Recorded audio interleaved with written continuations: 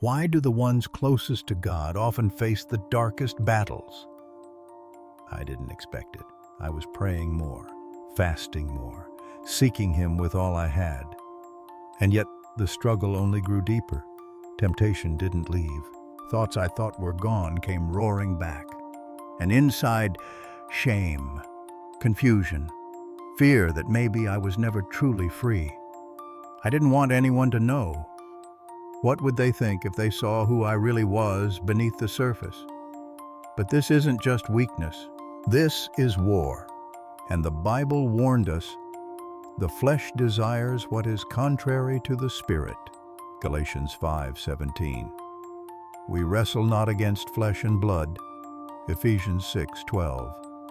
This is a spiritual battle, and if you're in it, you're not lost. You're alive. You're chosen. You're still fighting. And that means you haven't given up. It didn't begin with sin. It began with silence. A quiet unease settled in the heart, like a shadow before the storm. Nothing obvious, no crisis. On the outside, life moved on. Prayers still whispered, duties still done. But something inside shifted. A faint tension, a restless mind, anxiety with no name. The Spirit stirred, but the mind resisted.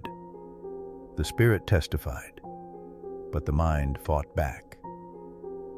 There were no loud alarms, only a dimming of desire. Moments that used to stir tears of worship now passed unnoticed. The word that once burned now felt distant, heavy, dry. It was not rebellion. It was drift.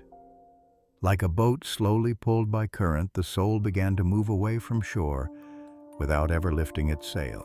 The inner man is the first to feel spiritual pressure before it becomes visible on the surface. Still, the Spirit whispered, gently convicting, quietly grieving. But the noise of distraction, the comfort of habit, drowned him out. You told yourself it was just a season, that you'd bounce back, but underneath it all, you felt it. God was becoming a memory, not a presence, and you didn't know how to stop it. The real breaking didn't come with noise. It came with silence. Not the silence of peace, but the silence of distance. You prayed, but the words felt hollow. You listened, but the heavens were still. Inside, guilt began to rot into shame. You didn't just feel like you failed, you began to believe you were a failure. When a person drifts from God, they begin to seek a replacement, and the enemy is never late to offer one. He comes not with chains, but with comforts, temporary pleasures, soothing lies, a false sense of control, a quick scroll, a familiar sight, a momentary thrill. The flesh whispered, and the Spirit was silent, and that silence was terrifying. You weren't running from God anymore. You just stopped looking. You numbed the ache instead of facing it. But even in the numbness, even in the stillness of the soul's collapse, a flicker of hunger remained, a quiet longing buried beneath the weight of failure. I want to feel again. I want the real light, not these illusions. I want Him back. This is the holy crisis, the place where false comforts no longer satisfy, where shame can't silence the soul forever. And somewhere, though still unseen, God was near, closer than the breath you barely dared to speak, not angry, not distant, but waiting. Because when you reach the end of yourself, you reach the edge of grace. Create in me a clean heart, O God, and renew a right spirit within me. Psalm 51:10. You reach the edge of grace, and it's there in the quiet that something sacred begins to stir. Friends, let me pause here for a moment. I want to hear from you. Would you take a second and write in the comments? Where are you listening from? Have you ever walked through a moment like this, when everything felt silent? yet your soul was still reaching for God?